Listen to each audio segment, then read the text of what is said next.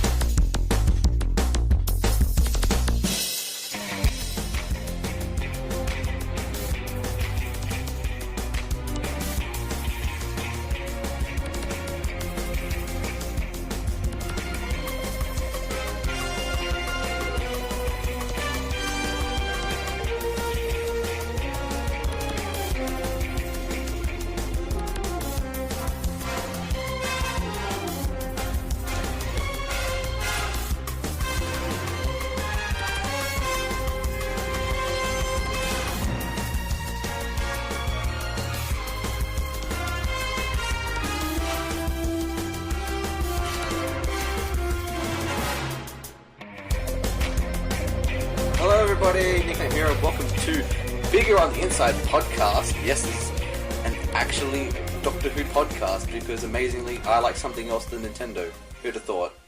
I'm joined with Ringo. Hello. G'day. Because we both share quite a passion. A passion, for this show. a strong passion, yeah. And I thought, yeah. It's like, he's been pestering me for months to do it, and I thought... It was yeah, your idea, and I just reminded you. I know, I just agree, reminded you. I agree, it was my idea, but along with many of my ideas, they don't ever come to pass. So, hey, this is a nice change. You're welcome. Yeah, how have you been? I've been great. I've been good, doing absolutely nothing these past 2 weeks, so that's been good. How are you? I'm tired. That's basically it. It's like I came back from uni like probably just over an hour ago, and I'm just. So podcast's the right thing to do. Just talking non-stop. Yeah. Why not? Why not? I mean, if something's going to keep me awake, it's definitely going to be Doctor Who. Yes, that's a great thing to say. Yes. So with this podcast, we thought we'd talk about some of the stuff that's been announced the past couple of months. Nothing to do with Season 9. Nothing to do with the show itself. Just all the news stuff. Yeah, I think we could do that in another. Yeah. That's cool. Podcast. Yeah, this is just going to really be news centered. So sorry if you're expecting any of the Season 9 reviews. You can stop now. Actually, don't stop now. No, please don't. You're probably our only reviewer. We've got a lot to talk about, so I reckon it's worth a listen. I agree. Alright, let's get into this. So, we heard big news at the end of, I think it was January, that Steven Moffat, the writer and executive producer of Doctor Who, and now an OBE recipient. Really? Wow. Yeah. Oh my god, okay. Yeah, it's amazing. I was like, good on him. He deserves it. He writes good shit, yeah. I mean, I watched Coupling. Oh, I was meaning to go around to that, yeah. It's such a good show about just everyday people and their relationships. It's so funny. That's surprising to hear he wrote a show about that, to be honest. With all his other shows that are, different. But anyway. Jekyll is also another fantastic thing. I thoroughly recommend watching that. Then, of course, he does Sherlock. Yes, and I'm a Doctor big fan of that one as well. Anyway. Yes, so, yeah, as I was saying, he's leaving the show. I know. Did that really come as a surprise to you? Do you want me to answer first, or are you gonna... Yeah, go ahead, man, go ahead. Oh, well, honestly, yes and no. I feel like he needed to leave, and I'm being nice when I say this. He really needed to leave, but... I mean... I don't know. I don't really know what to say for this one, because he's been on there really since the start, because he's been doing episodes for RTD. Yeah, he's been there since Series 1. Series 1. And I feel like, me being a massive Sherlock fan, I'm happy that he's leaving, because he can focus on that other big show that people care about, apart from Doctor Who. Which is rude. Doctor Who's better. Doctor Who's way better, 10 times better. But Sherlock has the biggest goddamn cliffhangers I've ever seen in the show. Ever. And I'm saying that because I binge-watched Doctor Who, so I saw no cliffhangers for that one. I binge-watched all of it up until season 8. But with Moffat, I feel like he's doing good thing because he's really been holding on to Doctor Who like it's his baby, and I feel like he needs to let it go. Well, it is his baby. It is. But I feel like RTD let go, and I feel like, it's Moffat's time. He's been holding on for a while. Well, you remember the end of time? I mean, that was a big... That was emotional, man. It was emotional, but I feel like he was kind of like saying, "Oh, this is the end of the show," because everything was ending. I was just like, "Yep." That felt kind of wrong. Here's all the good stuff that I brought to the show, and we're going to say goodbye to it. So Moffat cannot say anything about it. But I mean, the reason why I really didn't like that, it was just the show was obviously going to continue with RTD. It's been going on for 50 years. It's obviously going to continue after him. The show, it was obviously going to stay around after him, and it just felt like, I was the main man. It did. I mean, he did revive the show. He did do an amazing thing, but I honestly think someone else would have done it. Whether that be, I don't know, anybody else, but I think someone else would have done it. Well, that's the thing. Edgar Wright, he's amazing director, I have to say. He was originally asked to write Rose before Russell T was. He would have done a better job. I'm sorry. Anyway, continue. I am biased, but he's an amazing director. Anyway, I love Edgar Wright's stuff, so it's not biased. I mean, Shaun of the Dead, Hot Fuzz, World's End, three great movies. Scott Pilgrim's such an underrated movie. Oh, People I love need that to movie. see that movie. It's a good. Watch it now. It's so probably good. One of the best comic/video game movies, because that's really the only way you can describe it. It's a comic/video game movie. It's really original, and I loved it for that. Anyway, we're talking about Moffat here, aren't we? It's like, hey. It's like, calm down. What do you think? Were you surprised with his not announcement? Particularly. I mean, he kind of announced that he wanted to leave at the end of Series 9. He wanted to make that his send-off. And I don't blame him, considering he'd have done the show for about 6 years.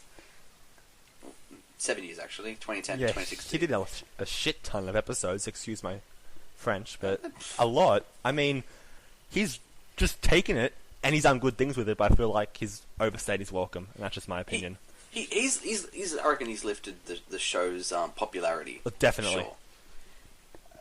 But, yeah, as I said, it's not really a surprise. It was going to happen eventually. But I feel like if Moffat builds on what he did in Series 9, I reckon we are in for one hell of a show next year. Yes, because... we're going to get to that, by the way, we are, next so year. I'm not going to mention it, but all I'm going to say is, this Doctor Who gap year, and the one bonus episode, is keeping me really excited for what Moffat's going to do as a send-off, because I know it's going to be big, and I cannot wait for that. Yeah, well, I'll go to this next point. Yeah, along with the report of Steven Moffat leaving, we found out that 2016 will only have a Christmas special. Why? So how are you in regards to waiting?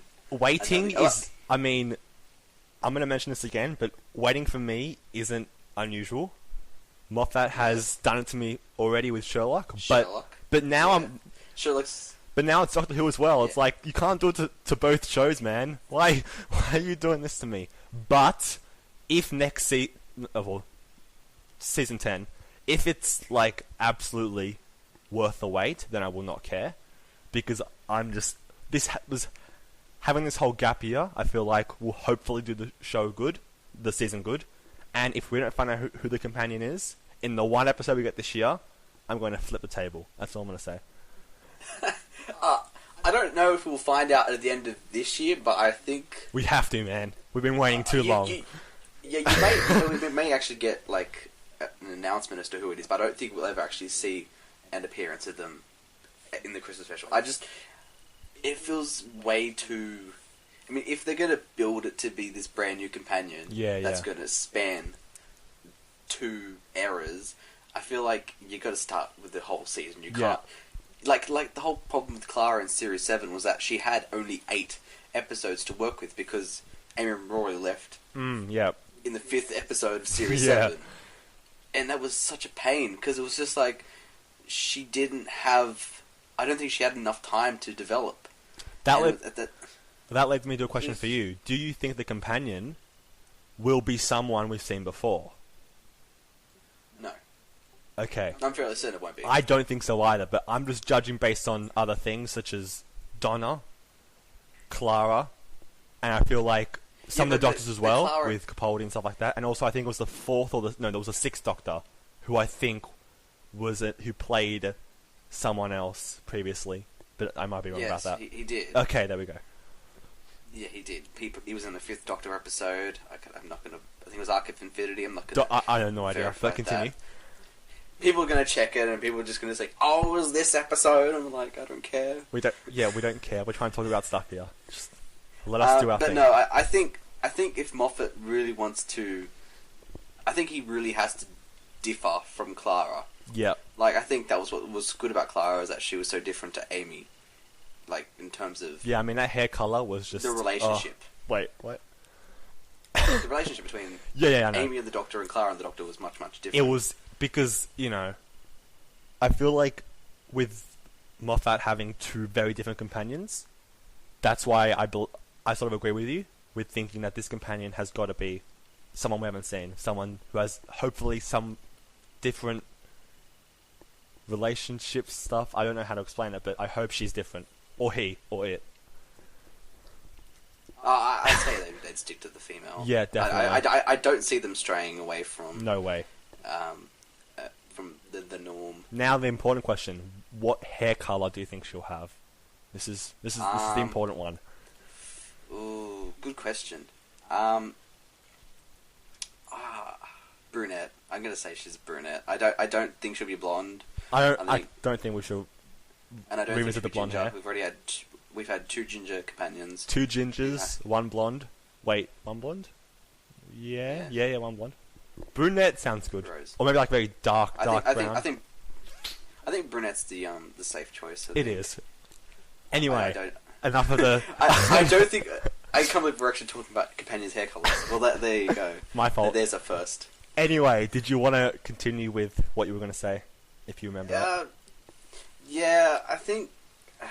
The other problem that I have with this is that the BBC, like, how they chose to justify their reasoning for why there's only one episode in 2016 and the rest in 2017 was that they basically put the blame on the Euros and the Olympics. I don't know what to say, man. I think there's a load of shit. I just think it's just an excuse to make them look less bad for... I care about fans. Doctor Who ratings, but I feel like this sounds like a massive load of crap. I really do. I mean, I know how much Capaldi himself cares about the ratings, because he's gone on about that and how, it dropped massively in Season 9, but... Yeah. I don't know what to say about this. It sounds like the BBC's done something and they've gone, well, we need to make it sound like we've done this for a reason. And we're not, we're trying to make ourselves sound like, we've done the right thing and we're going to sound nice about it. But I don't think it's reasonable. I don't feel satisfied with this, reason for pushing back one of the greatest show of all time. And that's a bold statement and I'm standing by it. What do you think about that? That is a very bold statement. I will definitely agree with that. There we go. Good. It's like, I reckon, I think, Doctor Who is just, the legacy it has, I think it's unrivaled. I mean, you have shows like Breaking Bad and Walking Dead and Game of Thrones, but they don't have the legacy that Doctor Who has. Yeah, like, exactly. This show has history. Like, I don't think they'll be relevant in 10 years. No way. I just don't. I think there'll be another show that will take it by storm, audiences. While Doctor Who will still always be there. And it'll have these shows like come in and out, but Doctor Who will always be circling is that this show is a legacy, and I'm so glad to... It's got the longevity of a soap opera, but it's not. But it's actually good. It's actually a good show. Exactly. No offense to soap difference. operas, but I don't watch any of them. I don't intend to ever watch any of them. Because it's the same crap. Over and over again. Yeah, I think what makes Doctor Who so different is the fact that you can go anywhere and do anything, whereas soap operas tend to be confined into a certain thing, and they have to kind of stick to that. Different writers and different directors doing different things with the show every episode. I feel like that just brings a good sense to it. Anyway, well, yeah, exactly. Different takes on the show. Yeah. It's good. Okay, so therefore, no Doctor Who. People are going to look for other alternatives. I mean, there is an alternative, isn't there, Nick? I know there is. It's like Big Finish. People love Big Finish, so I will give them credit. Big Finish is quite a great thing. I've listened to a couple of them in the past. I mean, particularly during long waits of Doctor Who, it's definitely a nice bridge gap, a way to bridge between series. I'm just saying, speaking of that stuff, I fangirled out when I heard David Tennant and Catherine Tate in that audiobook trailer. I was like, thank you so much. Season 4 was one of my favourite things in the whole wide world, and now you're giving me that again. It's amazing. And I just lost it. It was a great... I agree with you up until Journey's End. Yeah, just forget that existed, and just look at everything else, okay? Look at the partners in crime. Made me so happy. That one scene, I was like, yes, these two are... The thing about Donna was that they changed her... No, they didn't really change her personality, but they made her more likable. And I think that was probably the best, wisest decision. She doesn't want to have sex with him. People actually want to get to know her now. She's like, I want you to be my mate. It's like, oh, well, Donna, hello, you're actually cool now. And she's hilarious. She is amazingly she's funny. She's great. Definitely... But I think when you have a comedian like Catherine Tate, you're obviously going to get the comedy that comes with that. And the emotion.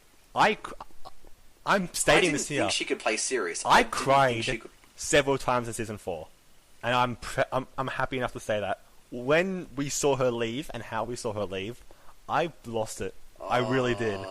And every time I see Wilfred, I feel bad. Like I cringe whenever that when the Doctor not brainwashes her, but erases all the memories. I cringe because I'm just like, it's a really... Surely there was a better alternative that didn't... It is a better alternative, but it was just so emotional. No matter how good or bad the choice was, I just got really heartbroken by it. People, and I have to kind of agree with this, it's like kind of like mind rape. She was going... No, what? What? No, because... No, you better justify yourself. Hear me out. Okay, so when he was like, oh, Donna, I'm so sorry, and she's like, no, please don't do this. You get how it can kind of be deemed as, like, it was definitely done without her consent. Yes. She knew what was going to happen because she had the Doctor's mentality, but she still didn't want... They went to Pompeii, dude. They went to Pompeii. Like, if I was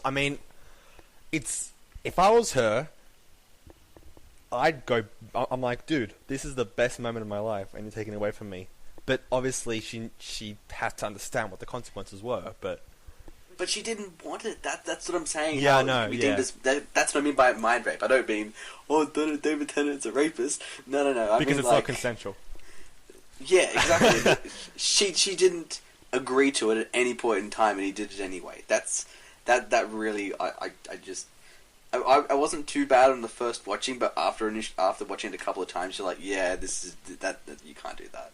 That's not nice. Anyway, should we move on? Yes. Sorry, I like being sidetracked is good sometimes. It is because we get to show our true passion through that. Yes, we do.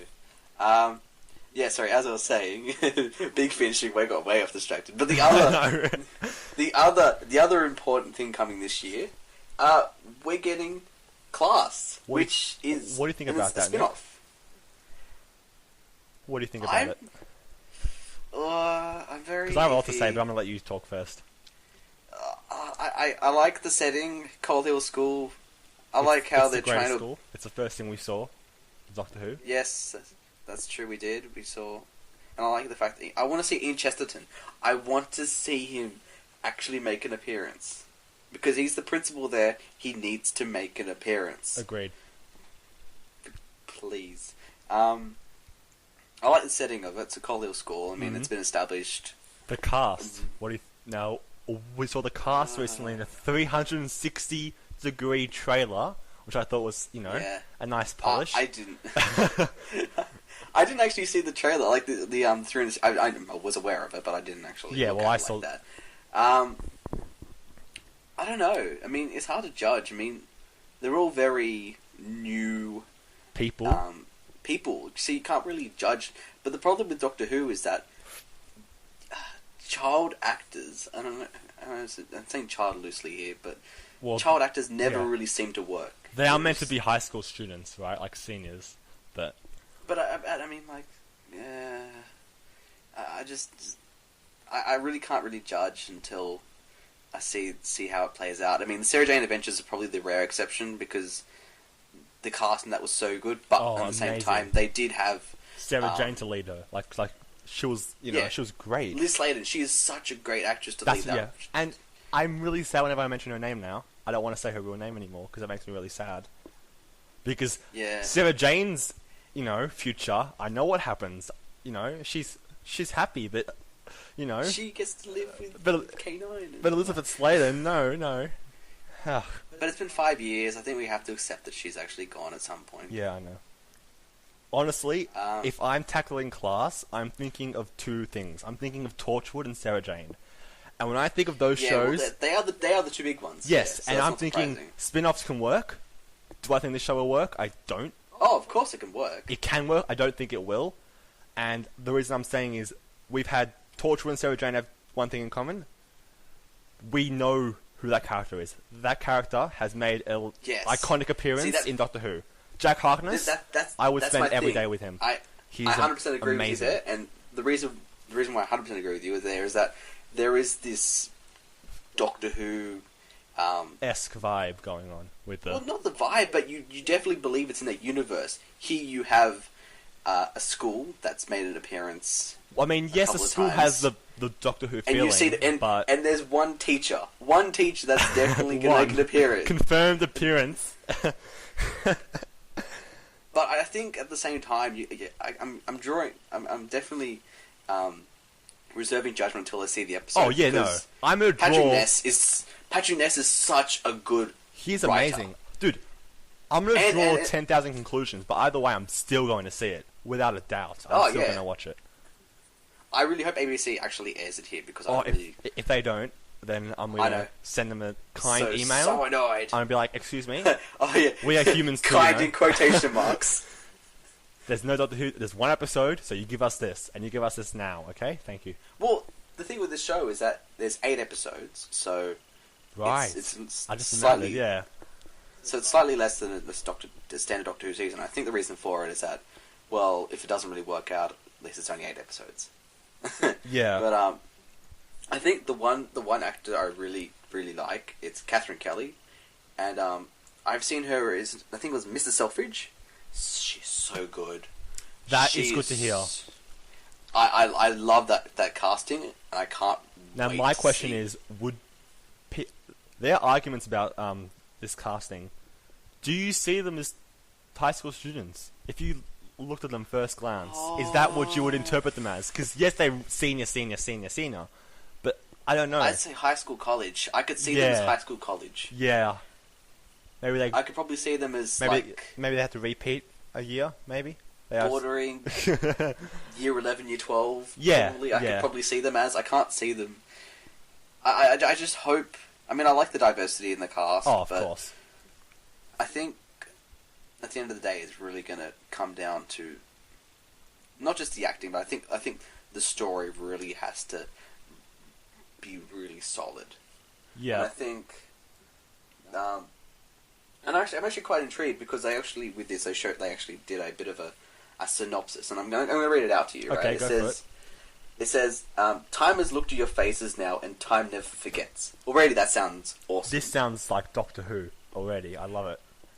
Yeah, it gets better. Okay. What if your planet was massacred and you were the sole survivor? What if a legendary figure out of space and time found you a place to hide? But what if the things that want to kill you have tracked you down? And worst of all, what if you haven't studied for your A-levels? Wow. I just got the massive Family of Blood vibe, dude, from that. I don't know. That's all I got. That's all I got from that synopsis. So I'm just saying, like that is brilliant. That's amazing. So what do you gather from that? Because I gather straight away, these people are not who we think we are. We are. I'm intrigued to see how they're really going to tie in the alien concepts to... Actually, I'm actually intrigued to see how they're going to justify the Doctor not appearing to save the day. I think that's the thing that's going to intrigue me the most. Was the Doctor... I actually haven't seen all of Sarah Jane, because I already... I approached it Doctor's made Has he been? Two appearances, Sarah Jane. Okay.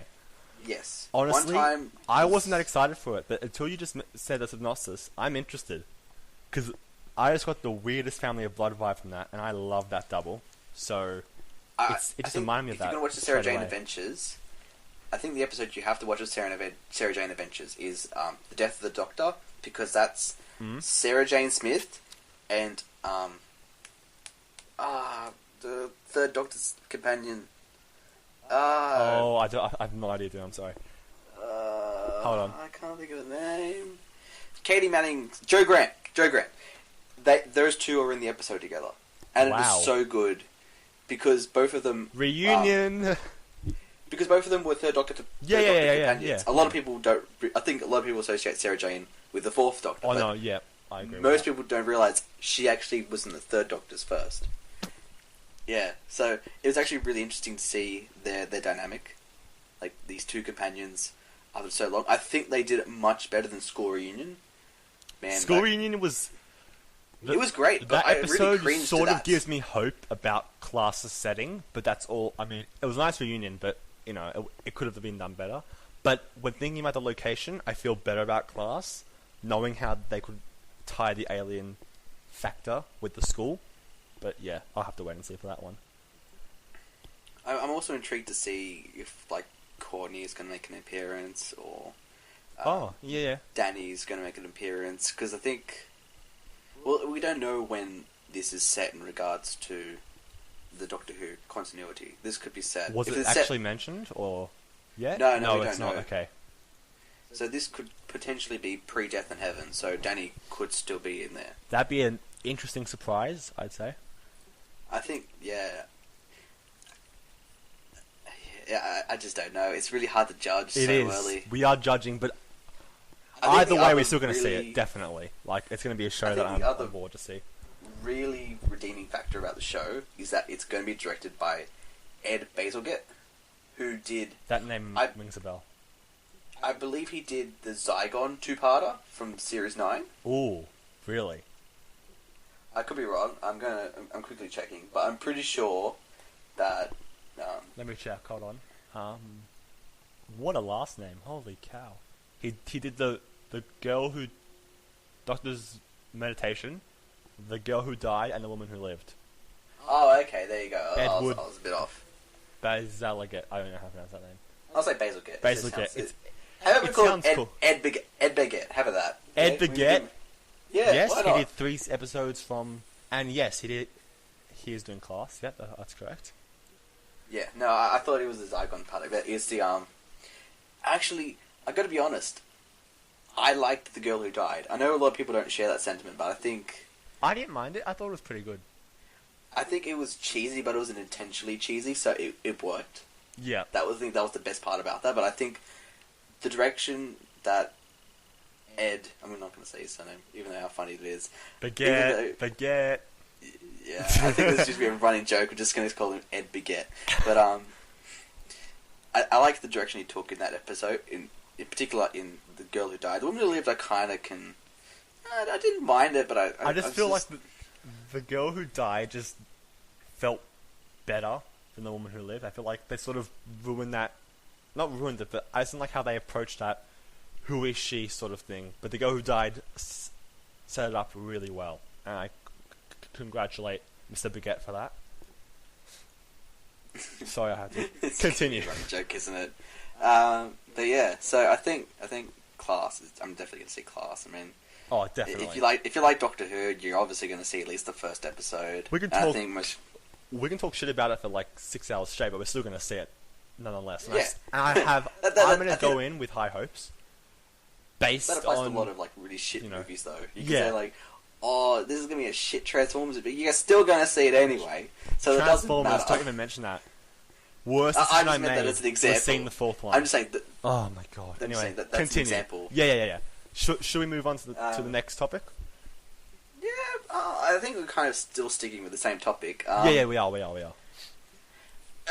As I was saying before, so the only Doctor Who series 10 is going to come out in 2017, as I have mentioned, but amazingly, it's going to come out in spring 2017, which I think for us that makes us autumn. I could be wrong, but I think. I don't know mean, it's earlier, so you know. But as and you were mentioning before about the ratings, Doctor Who actually tends to fare better in the spring. So I think if you're going to make a finale, like I expect him to go all out. I don't mean like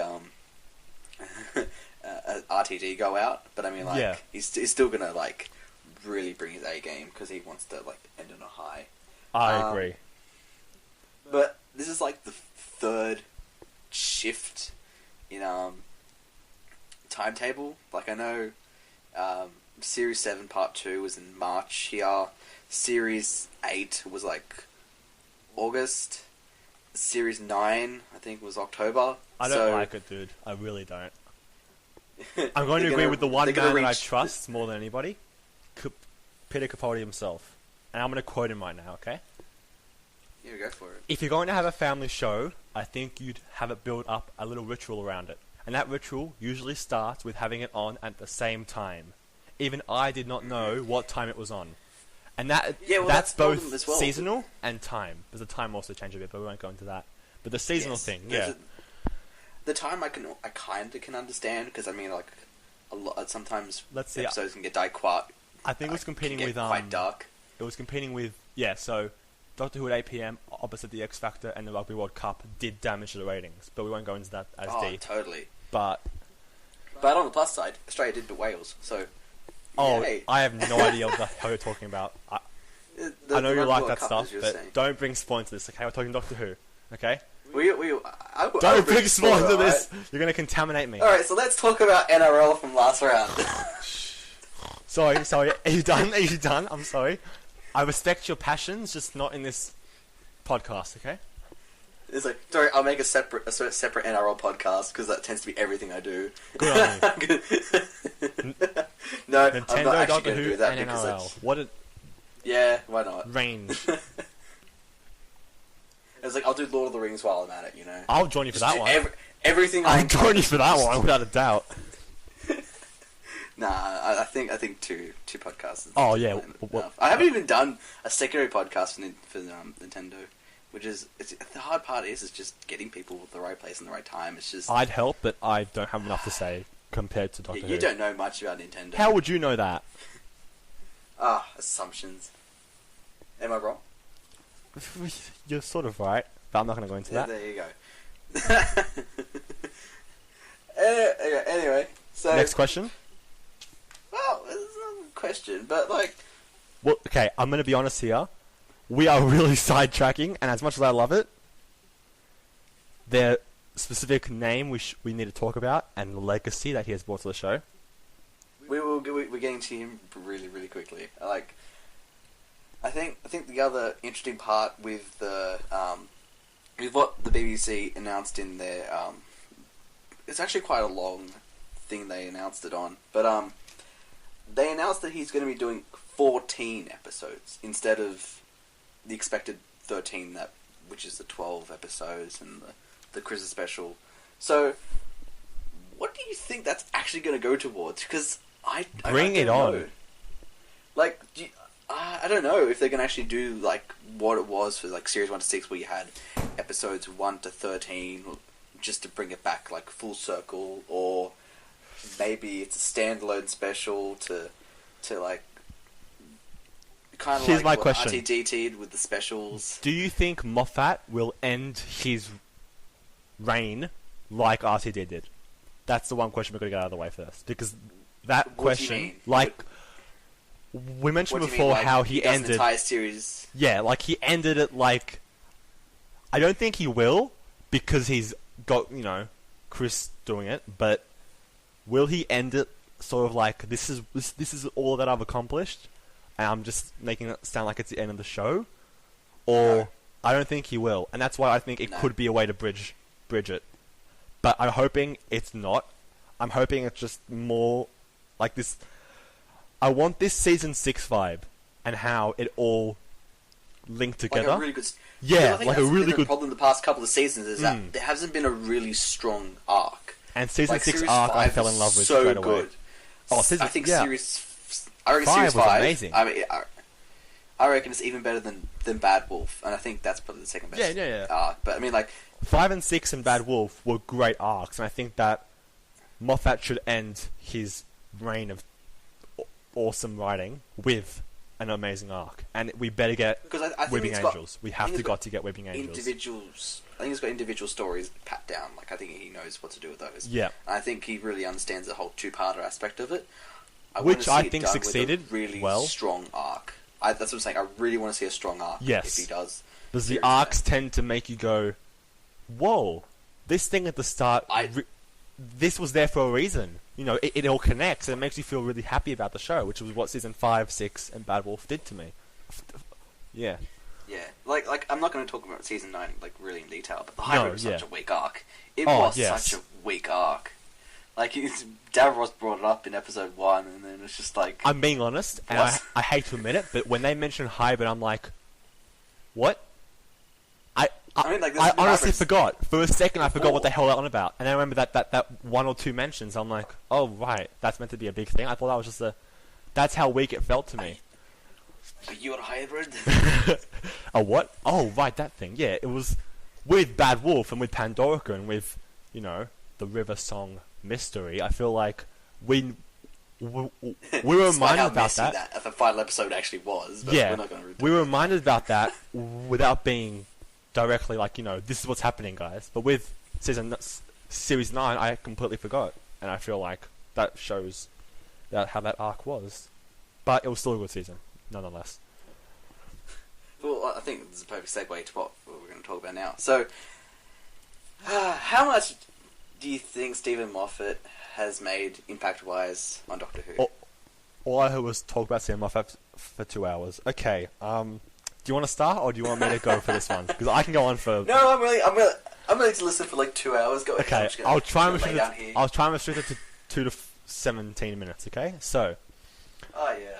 Moffat made some of the greatest episodes of Doctor Who I've ever seen in my entire life. And I'm going to mention some of them. If I'm not mistaken, did he create the Weeping Angels? Just yes. He did. He did. Yeah. Link, yes. For me, they're on the same level of iconic as, say, the Cybermen.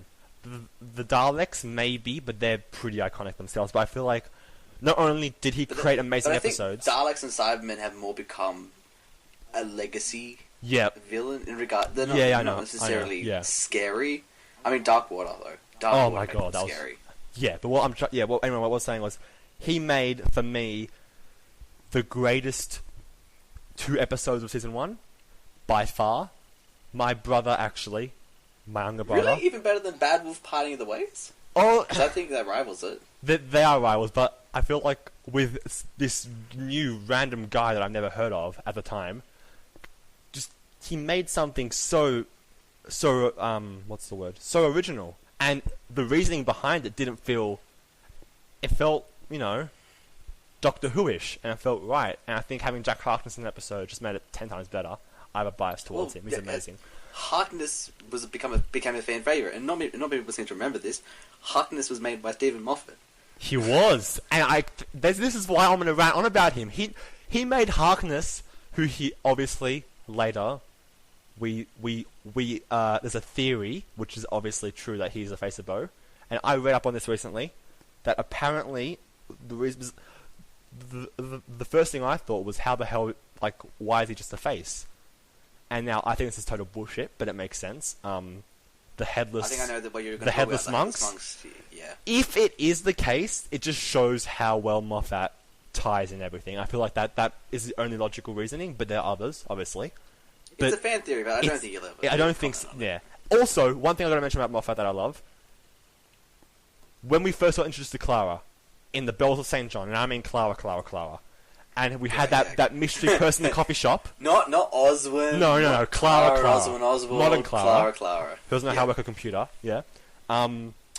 Mystery guy in the coffee shop. Computing stuff When was that answered? That was answered at the end of season 8. Wait, what was that question? The coffee shop lady who gave... Oh, right, yeah. That was amazing, and I was really happy with that. But that wasn't that surprising in all honesty. It wasn't, no, I kind of saw it coming. But Moffat did that. Like, he actually hangs on to that stuff, and that's why I liked about him. Like, he had that, you know... And if they have got to bring back Harkness, like, seriously, he has a reason to be in every season now. So why isn't he? Anyway, I'm ranting on. I'll just summarize now. His episodes in the early seasons were great. His introduction to lead writing, The 11th Hour, I loved. I felt like I had every reason to love Matt Smith in 60 minutes, I think that episode was. And Moffat did that amazingly well. And I feel like, hopefully, all future writers will look at him and go, this is what he did, but they don't copy him, obviously, but they look at the way he tackles an episode, and hopefully they learn from his amazing creations. And I'm done. Your turn. Because you only wasted like 10 minutes out of the 17 that you were going to go for. There we go. I'm improving. Do you think, how much has he made an impact on Doctor Who? I mean, I really can't comment much more than what you've already talked about. I mean, his episodes during the RTD are basically unrivaled. I mean, yes. I don't despise Series 2, but I really, really don't like Series 2. I feel like it was such a weak series. There were no highlights to me from that one. I mean, you had all the two-parter episodes, and I thought they were pretty good, but I mean, like, it also had Love and Monsters and Fear Her, 2 episodes. That we're just not going to go into. Give the Absorber off his own spin-off show, guys. Please. Absorber off and Chloe Weber, you know? The most unstoppable force. Anyway, continue. But even then, he made probably the best episode of The Girl in the Fireplace, and I think... That emotionally destroyed me. I know, I kind of wanted... I'm not going to spoil it. Spoil it? Are you serious? Like, people should have seen that episode by now. It's season 2. I know it came out in 2006, and it's been 10 years, but you know what? Holy shit, they need to see the episode themselves. Wow, yeah, if you're listening to this, you need to see it for an amazingly crafted episode. I think why I love Moffat so much is that he really understood the time travel aspect of the show. I mean, I know he's getting slack for the whole timey-wimey cop-out thing, but that's what you're meant to be doing with the show. Like, when he did it in Blink, like, it was done so well. Even The Girl in the Fireplace, that was time travel somewhat. I mean, it's hard. It's not conventional time travel, but it's still time travel. It's a smart way of looking at it because we keep seeing it in very similar ways, and the way that he's shown it in Blink and Girl in the Fireplace is like, wow, you know, this is pretty cool. The way he's, you know, shown it, and I like that. So he really nailed down the whole time travel aspect of it, because Doctor Who involves both space and time, and it's literally in the whole TARDIS name of it. And I think RTD really nailed the space aspect of it, but Moffat managed to nail both. I mean, he even did it in Series 4 with Silence of the Library, Forest of the Dead. We got introduced to River Song, a character who didn't make her appearance until later on, and because her story, because she time traveled herself, we never met in the right order, because we always looked at it from the Doctor's perspective, not River's. I can proudly say, that River Song is a proud example of Moffat's writing capabilities and how he has shown how time is a thing, and how he's, as you said, he explored time and space brilliantly. And I feel like River's story is one to be talked about forever, because it was an amazing way of showing time, and I really liked her character. I think, and the way it was shown. The only non-Moffat episode that really nailed time travel is Father's Day, and that wasn't even Archie didn't write that. It was Paul Cornell, and didn't he write Family of Blood? He did that as well. He's only written. He's only written those 2 episodes. He hasn't written since. He should. So he's got the best rap because he's written 2 of the greatest episodes of all time. But yeah, I mean, but even with Father's Day, Rose is an asshole, so so it always has its down qualities there too. Rose is one of those companions. You either love her or you hate her, or you don't mind her. You know. I think she was a dick, but it was done intentionally. To make Yeah, we need a dick in the show, okay? We got too many nice people. We got too many nice people. We have to make a person that insults her mother and her boyfriend in the same episode. But yeah, I think also the main aspect of Moffat's legacy is the fact that he's been around since the beginning. So apart from Murray Gold, he's the only thing that's managed to stay. Murray Gold is absolutely amazing. There's no question Murray Gold's music's the best. But I mean, like, he's one of the only 2 consistent things that's happened in the past 11 years. He's been there from the beginning, and seeing him go, it's gonna feel weird. This actually is gonna tie into the next part of this. Yes, our next topic continues. I'm gonna say my opinion on this. I think it actually might hurt the show, the fact that Moffat is actually that Moffat's leaving, and it might alienate fans, because Moffat brought Doctor Who's popularity much higher than I think people expected it to. And having a new showrunner, I don't know if you can capture that same popularity again. What do you think? Yes, I absolutely agree with you, but all I'm going to say is that I know people who don't. I know people who left the show after RTD, and people who left the show when Capaldi started. I'm like, dude, Capaldi's amazing. I'm like, no, not because of Capaldi, because of the writing. I know hundreds of, not know them, but I've seen hundreds of comments, and people saying how much they hate Moffat. And I feel like, where's, that's a appropriate opinion, not really, but still. Moffat is going to leave some hurt behind, I feel like. I don't think people should leave the show, stop watching the show because he's leaving. I feel like that's a stupid reason. Chibnall's going I would never the do show that. for us all. Yeah. But I feel like it is going to cause something, because as you've said, if Murray Gold leaves, I'm going to change.org that crap and bring him back. Anyway. He can only do Doctor Who for the rest of his life. He can't do anything else. No, he can do other stuff, but he can never leave Doctor Who. But Moffat has created the most iconic characters, Harkness and River Song, who both, by the way, John Barrowman and Alex Kingston, both had the same birthday. Coincidence? I think not. Oh yeah, anyway, that was definitely Steven Moffat's plan. Oh, we got 2 actors on the same birthday. Anyway, but not only has he created iconic stories, not only has he created new ways to show things that we've seen over and over and over again, but he's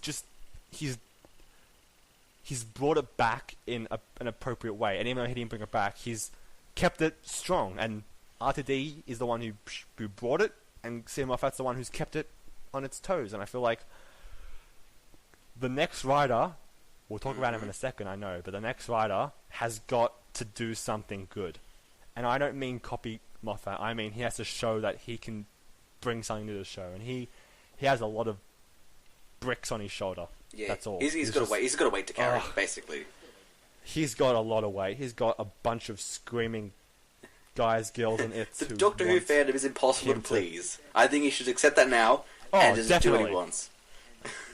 There are people who hate Moffat, people who like hate Moffat, RTD, people who hate, people who love RTD, people who love RTD. So people who think the New Who has ruined everything, you can't. They're all wrong, but I'm joking, but everyone has their opinion. Yeah, you can't win. So I think we are all over the world. Whoever decides to take over, which who we all know by now, and we might talk about shortly. Has big shoes to fill, basically. Yeah.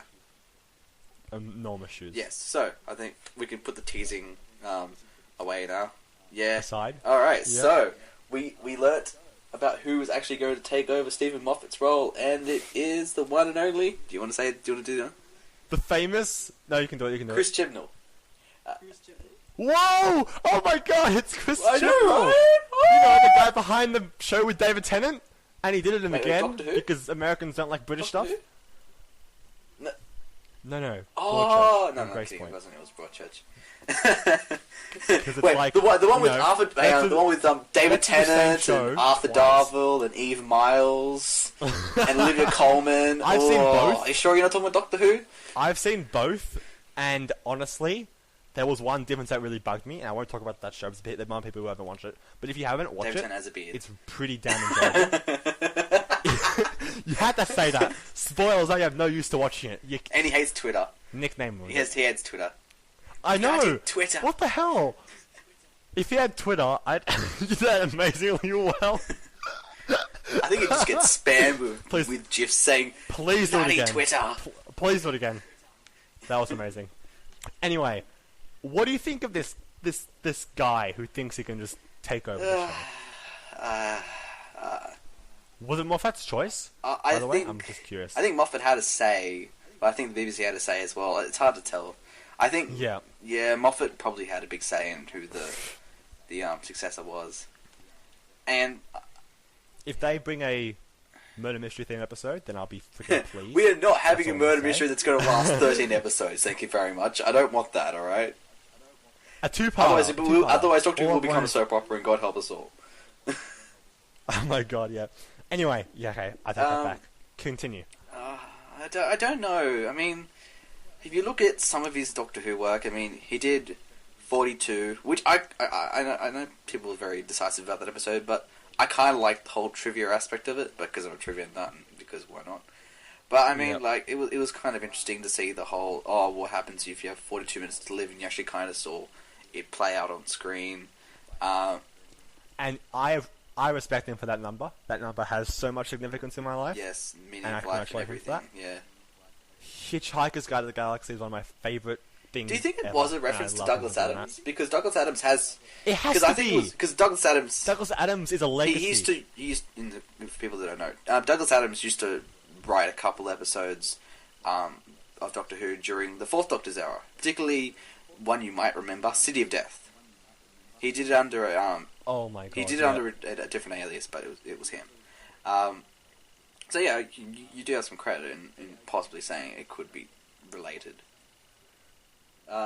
Yep. Getting carried away here. Let's calm down. Yeah, we are massively. I didn't mind the Silurian double. I thought it tackled something that I mean, I gotta admit, it wasn't executed the way I hoped it would. It was probably one of the weaker episodes but of Series 5, but that's not saying it's bad, because Series 5 is fantastic, but Series 5 had a lot of high things. it also had Victory of the Daleks, we can't forget that, though. Let's just go back in time for a second. Because I wouldn't know, only you would know, maybe, unless you don't, but I presume you do. When RTD's era ended... Yes. Actually, no, that's a bad example. Did you watch the show when it came out? Season 1 Rose. Did you watch the time it came out? No. My first episode... Okay. I was going to... because I kind of was similar to you, except I didn't start in Series 8. My first episode was The Saga of the Daleks, which, I'm going to put it out there right now. Don't start with that episode. It's not as bad. It's not as bad. You just don't understand anything that goes on. I started with Day of the Doctor.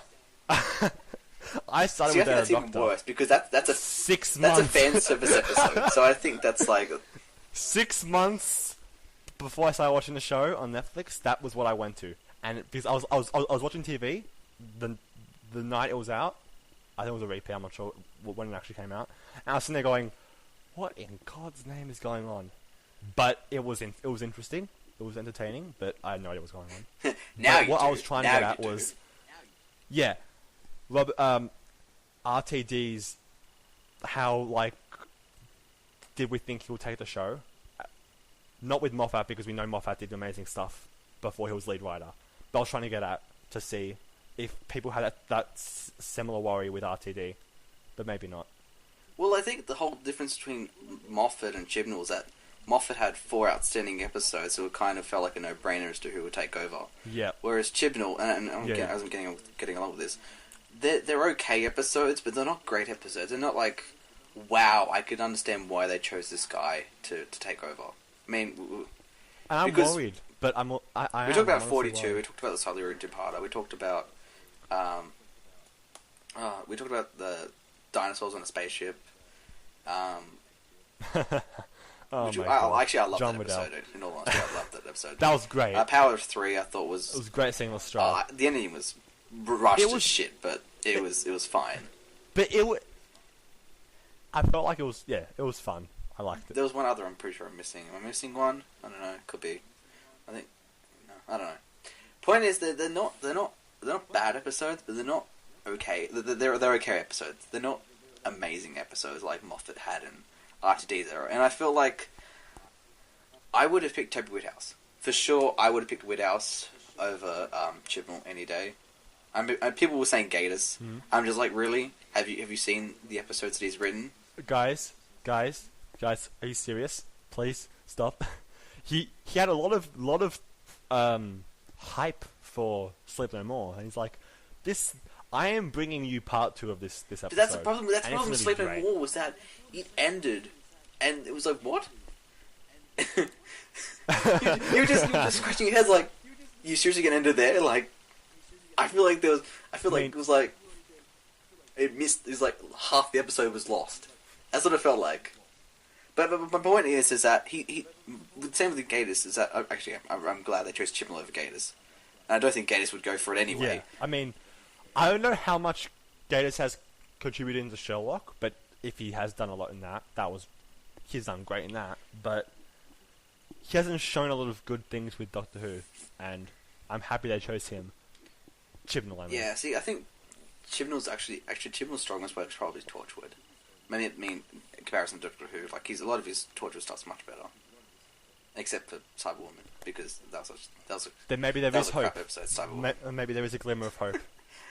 It's a funny episode, Cyberwoman. I think you should watch that one, just for shits and giggles. I'd probably. Yeah. I'll get around to it. Yeah, I still would have picked Toby Whithouse. I mean, Whithouse brought back Sarah Jane in the school reunion. He did the God Complex, which I think is probably one of the best episodes of That was era. brilliant. Even A Town Called Mercy. I wonder why he didn't. Even A Town Called Mercy, I think, was a really strong episode that Whithouse did. I'm probably missing another one, but I don't care. Let me check, hold on. I don't care. You continue. But yeah, I think Whithouse has a much stronger lineup than Chibnall does, so it kind of made more sense to go with Whithouse over Chibnall. In saying that, Vampires of Venice. okay, Did you mention that one? That's the other one I was trying to think of, but I couldn't think of. That was a decent episode. I would rather watch Vampires of Venice over the Silurian two-parter any day of the week. Also, the Under Lake.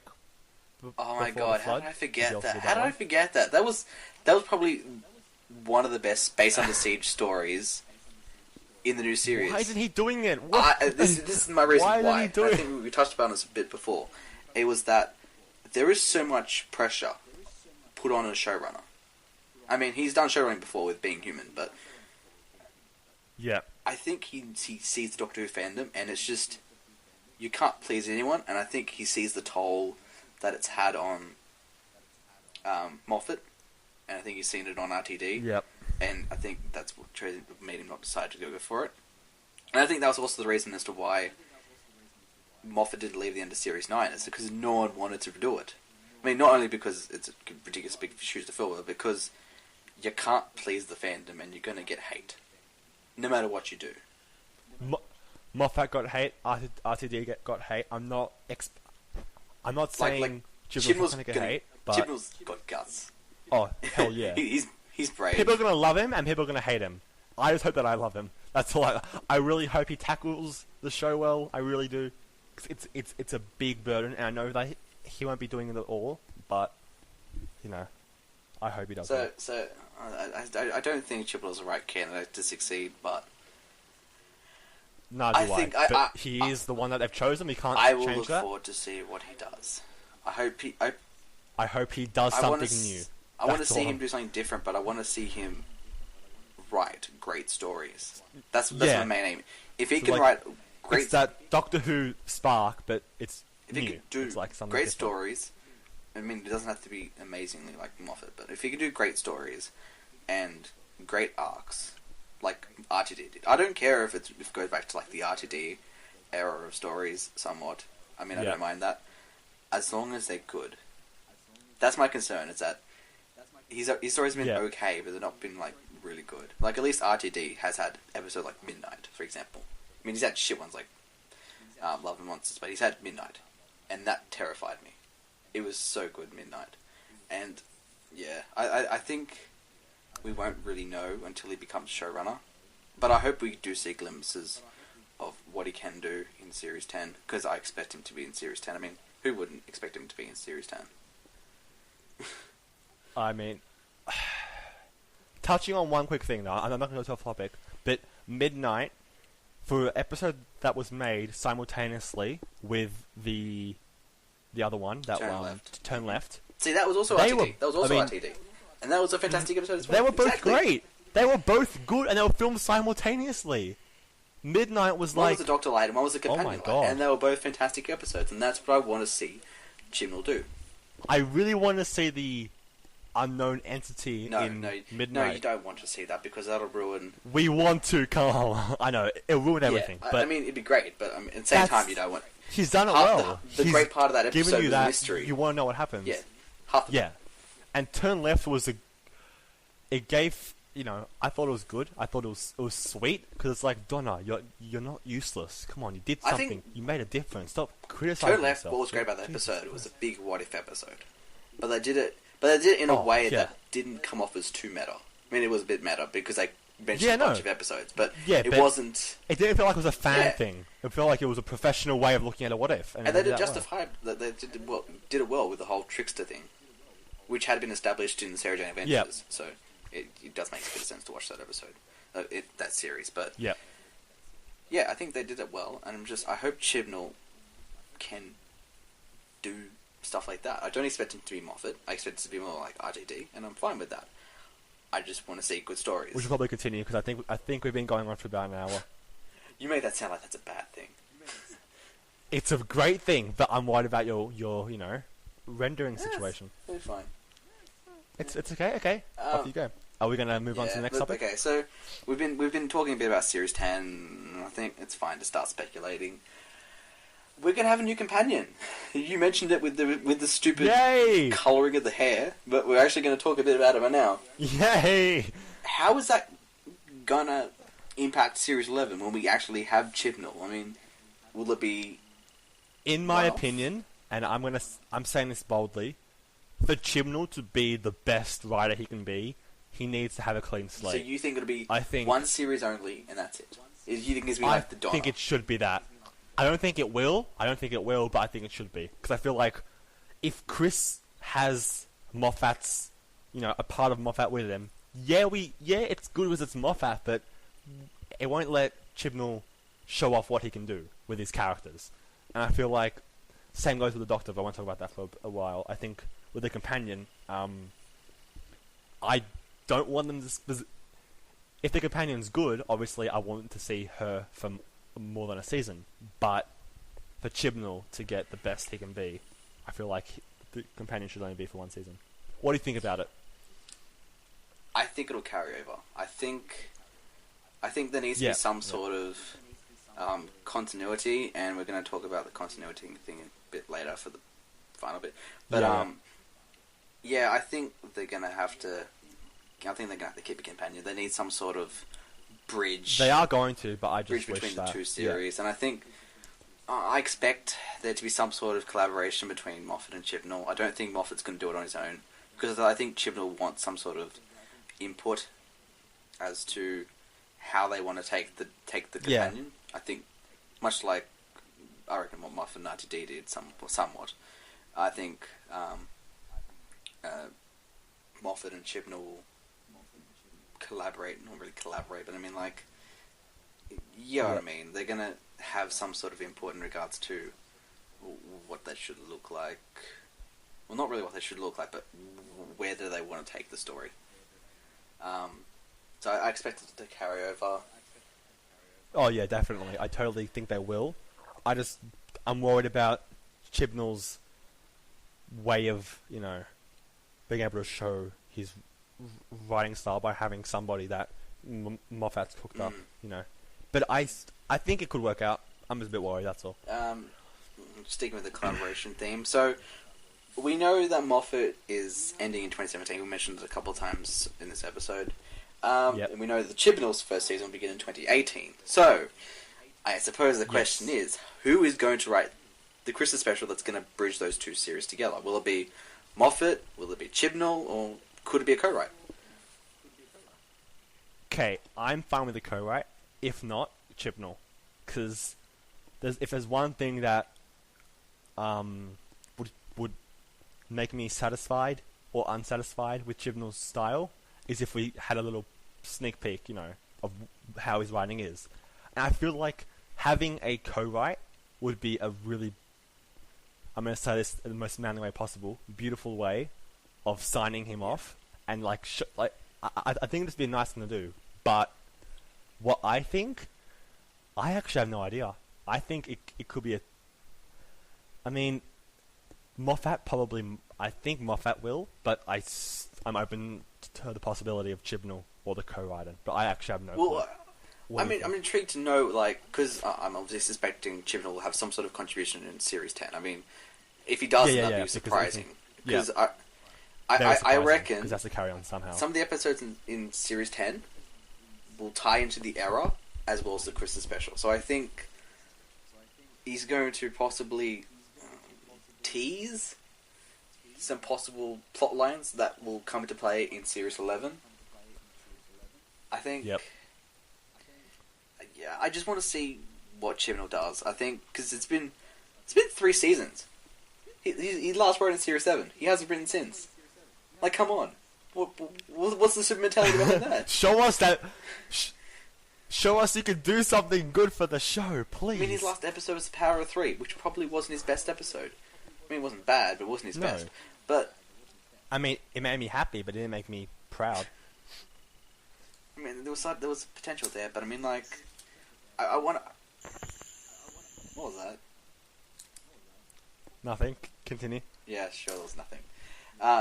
Yeah, of course you know what it was. is. If you don't, I disown you. No, I know what it was. I'm looking at mine right now. But, that shows a lot.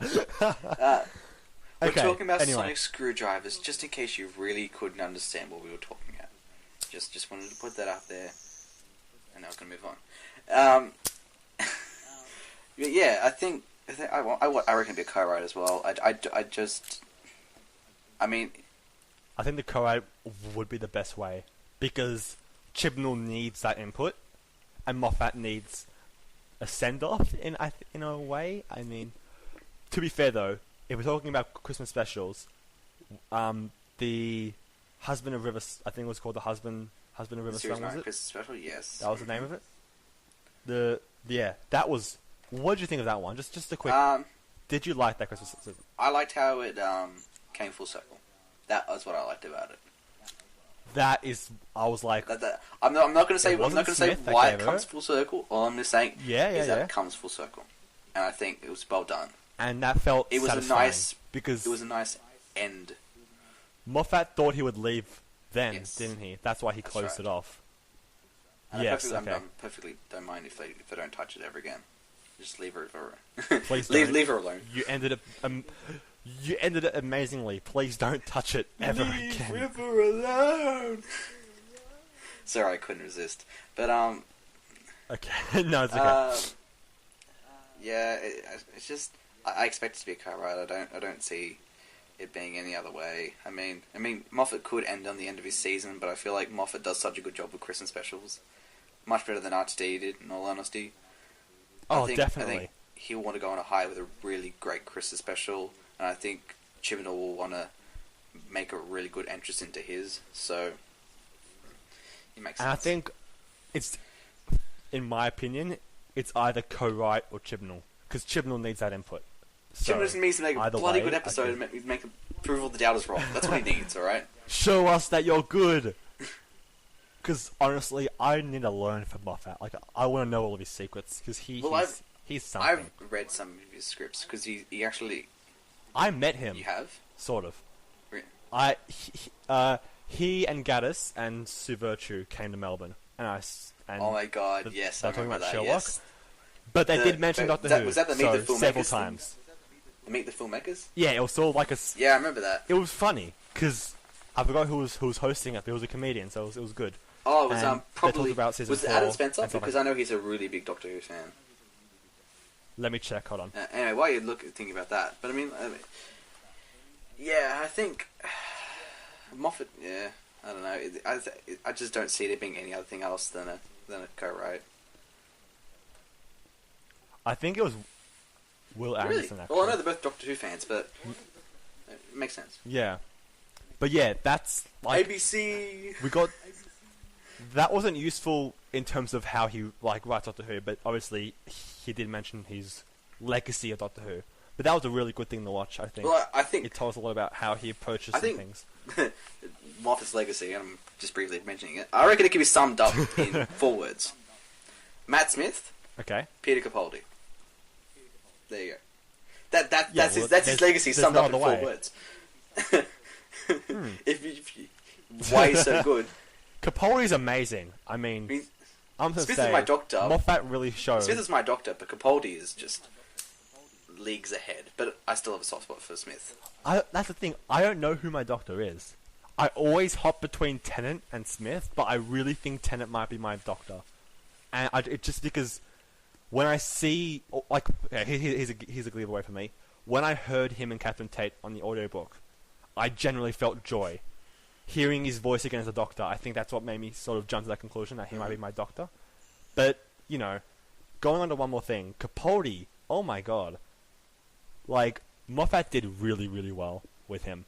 Especially in Heaven Sent. I'm not going to say why, but you have to admit, that was amazing. Oh, I'm going to point this out right now, and I'm just saying this now on record, so I actually have to keep my promise to this. I'm going to review every single Doctor Who episode, like from the new series. I'm going to do it, and I have to. How? When I like no like, when is it going to be like a written thing? Is it going to be no, like it's actually going to be videos. I'm actually sticking to this. And now. Oh, okay. Well, now it's recorded and you can't cut it out. Well, I can ruin if the I whole want thing, to, but I'm not going to. I'm going to stick to my word. And it gives me. I presume we'll also gives me this, cover the season as a whole in a future podcast, maybe. Maybe. I don't see why not. Or like, yeah, or season 10, hopefully, because that'll be a huge thing to cover. Well, we've got an entire year, if alright? We've got an comes. entire year to worry about this. Yeah. But and class of. You just said Too you were. much things to be I was gonna excited say for. you were excited about that. Yeah. To go. Ugh. But it's like, it's an alternative to not having all this Doctor Who. It's like, why don't you guys class and Doctor Who at the same time? Budget. Spoil us. Budget. Anyway, yeah, I know. Yeah, so, should we mention the unmentionable? Yeah, I think we have to end on this. So. It was bound to come eventually. What's going to happen to the man himself? Will Capaldi stay for Series 11? He shouldn't. He really shouldn't. You think he should do the David Tennant thing? We know he's been asked back for a 4th series, right? Yes, but he hasn't made his mind up yet. Think of it like this. Both Smith and Tennant did roughly the same. There was 3 full seasons over 4 years because of the gap, right? So that doesn't mean Capaldi has to do the same. Logically That doesn't mean speaking, Capaldi has to. No, it doesn't. But logically speaking, it would put him on the same contract. But as I said before, this would allow Chris Chibnall a blank slate to create characters of his own. But the problem with the blank slate is that it's going to be Series 4, Series 5 transition all over again. I don't want that to happen. I don't want fans to be alienated. I want there to be some sort of consistency. That's why I expected the. Won't that be the companion? I expect that to be the companion, but. So it's either the companion who stays or Capaldi who stays. Or it could be both. Or both, which I mean, the way Capaldi's been. How do I say this? He's been criticising the BBC recently. Yeah, but and I feel like his criticisms are justified. No honesty, though. Yeah, I know. Yeah, but that criticism does that reflect on his future with the show? And I don't think it does. Will he? I feel like season 10 is going to be epic, and I feel like if it is epic, which I know will be epic, and I hope it will be epic. I'm saying epic a lot. Doing a Tennant Smith might do Capaldi justice, but then again, he is such a great doctor, and him carrying on would do good. But as I said before, blank slate. I reckon he'll transition. I think Capaldi is too much of a Doctor Who fan to not want to continue playing for as long as possible. Oh, That's yeah, my definitely. argument. I think Yeah, Capaldi's been there since the beginning. How hard would it be if... Okay, so, I've written a story. You wrote a story, yeah. Right? I wrote a book, okay? It's called Nick and Ringo, the book, right? Yes.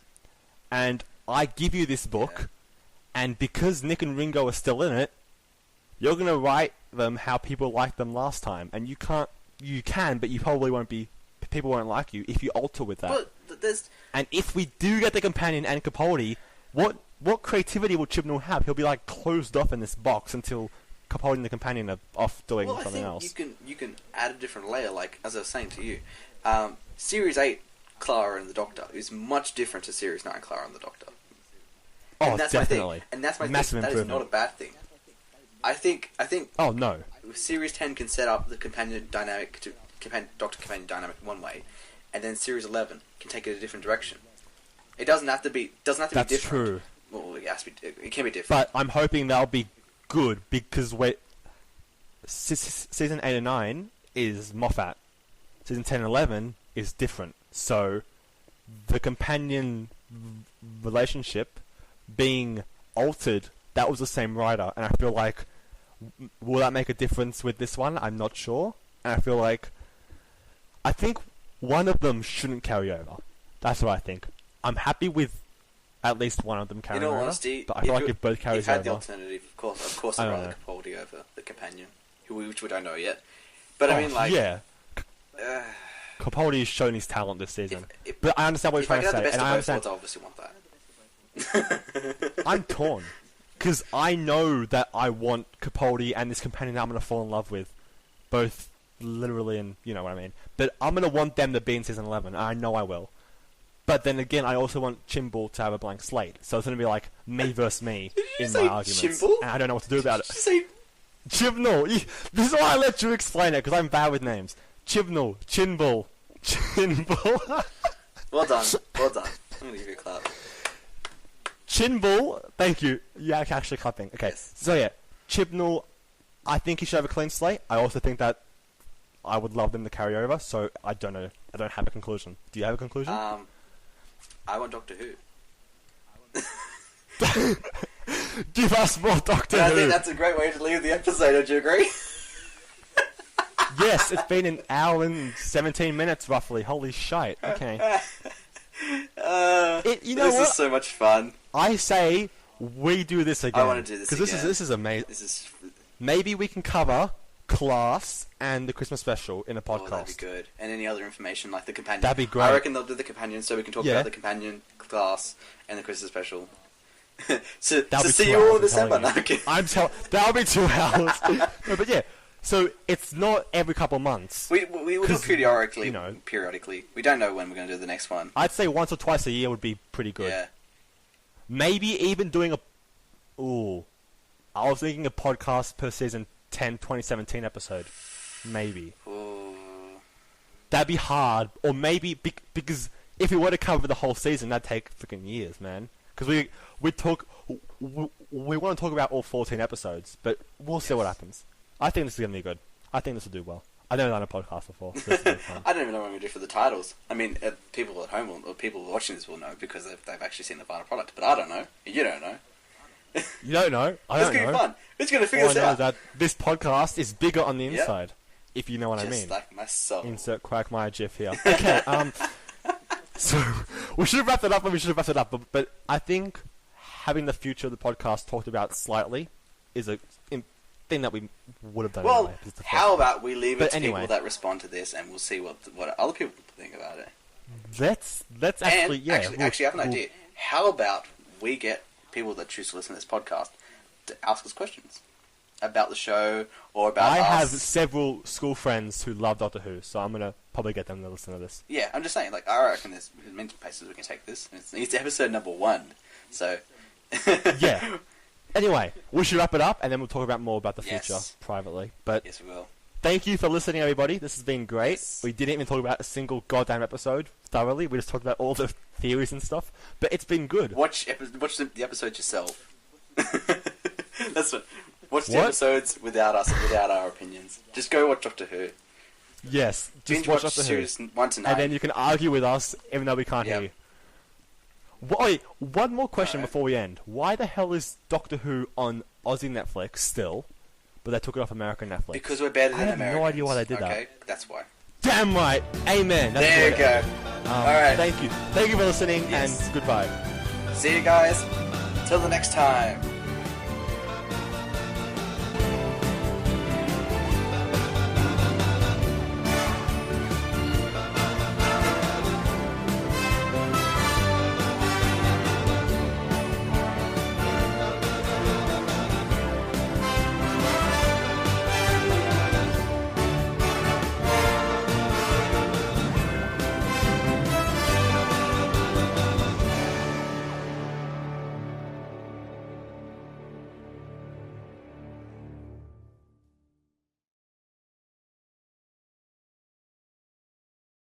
Now.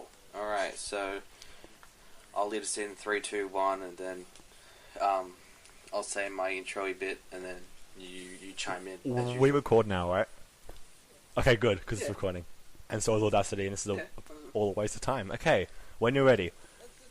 That's fine.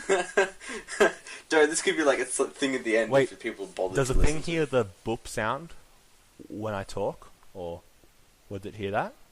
Not that Okay, I know good. of. No. Then, whenever you're ready. I probably will on the when you send it to me, Okay, but not now. when you're ready. Alright.